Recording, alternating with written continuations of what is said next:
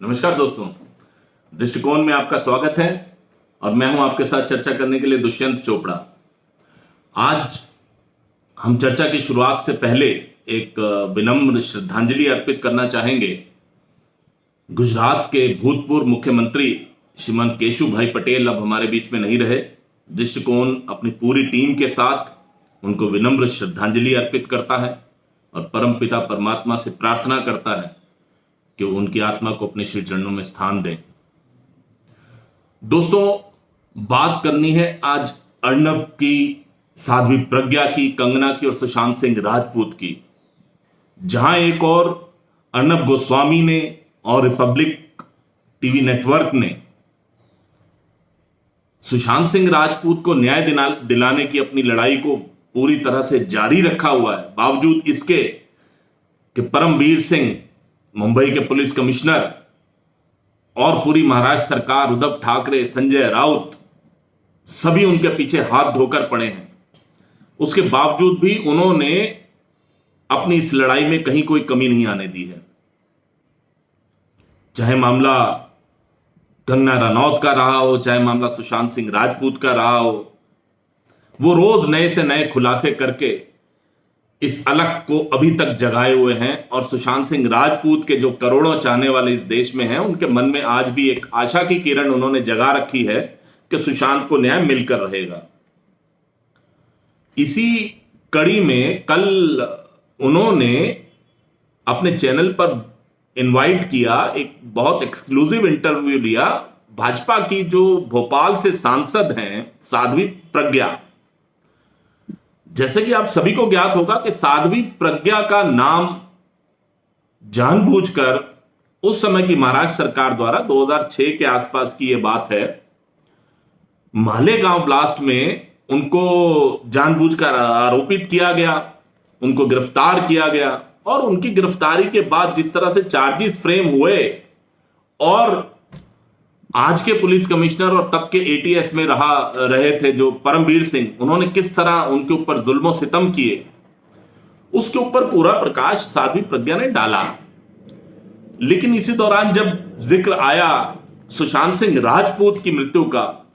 तो साध्वी प्रज्ञा ने on camera सारे देश के सामने इस बात को रखा, बड़ी मजबूती के साथ रखा कि आज भी अगर सुशांत सिंह राजपूत को न्याय नहीं मिल पाया है तो उसका मुख्य कारण मुंबई के पुलिस कमिश्नर परमवीर सिंह है। उन्होंने बड़ी डिटेल में जो उनके ऊपर जुल्म किए गए उसकी कहानी बताते हुए जब सुशांत सिंह राजपूत की बात आई तो उन्होंने माना कि वो एक बहुत ही बढ़िया और उभरते हुए मेधावी कलाकार थे, लेकिन परमवीर सिंह ने जिस तरह से उनकी रहस्यमय मृत्यु को और उनकी हत्या को आत्महत्या में बदला और उसके बाद से लगातार सबूत मिटाने की जो कोशिश की, उस सब का जिक्र उस इंटरव्यू में साध्वी प्रज्ञा ने किया अर्नब गोस्वामी के साथ। जब बात आई कंगना की तो उन्होंने बताया कि कंगना एक बहुत ही बढ़िया कलाकार है, लेकिन साथ ही एक योद्धा है।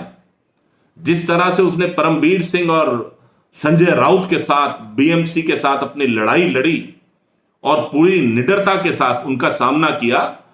उसकी साध्वी प्रज्ञा ने भूरी भूरी प्रशंसा करी। अगर हम बात करें कि किस तरह से उनके ऊपर चार्जेस फ्रेम करके परमवीर सिंह ने उनके ऊपर जुल्म ढाए, तो शायद कहीं ना कहीं उनकी बात सुनकर मन किसी का भी बहुत व्यथित हो गया होगा कि जब उन्होंने बताया कि उनके ऊपर अमानवीय यातनाएं, और वो ऐसी यातनाएं थीं जो कि एक राक्षसी प्रवृत्ति की पैशाचिक यातनाएं जो हैं वो परमवीर सिंह ने उनको दी। अपना उस समय का भयावह जो एक कालखंड 24 दिन का उन्होंने परमवीर की कैद में निकाला, जो कि बड़ी ही एक इलीगल उन्होंने डिटेन करके रखा हुआ था। लेकिन ठीक है, उनके ऊपर राजनीतिक लोगों का प्रश्रय था तो परमवीर ने अपनी मर्जी चलाई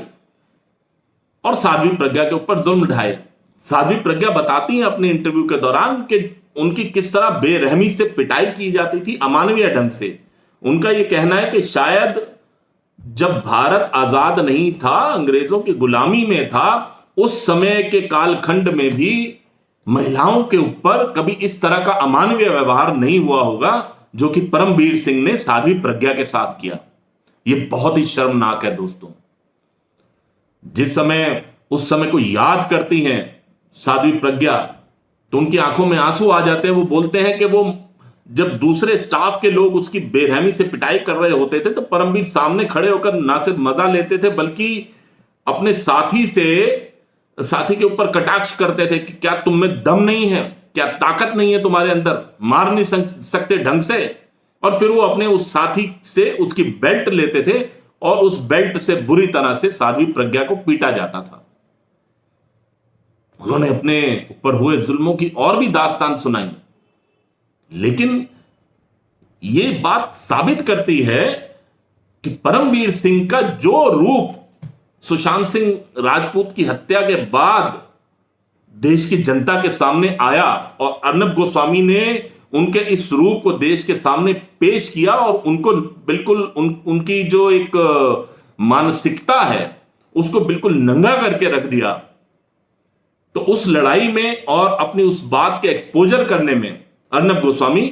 पूरी तरह सत्य पर चल रहे हैं, सच्चाई पर चल रहे हैं। इसीलिए पूरा देश उनके साथ है, सुशांत सिंह राजपूत के करोड़ों चाहने वाले उनके साथ हैं और देश का युवा वर्ग आज अर्नब के साथ आकर खड़ा हो गया है। जहां बाकी सभी चैनल्स किसी भी तरह की मैनिपुलेशन करने पर लगे हुए हैं और महाराष्ट्र सरकार की चमचागिरी करने में लगे हुए हैं, वहां पर जो मशाल अर्नब ने जलाई है वो वाकई में काबिल तारीफ है। आज इस दृष्टिकोण के मंच से मैं अपने दर्शकों से भी यही अनुरोध करना चाहूंगा कि जो अलख अर्नब गोस्वामी ने जलाया है उसमें उसका पूरी तरह से साथ देना हम सबका कर्तव्य है।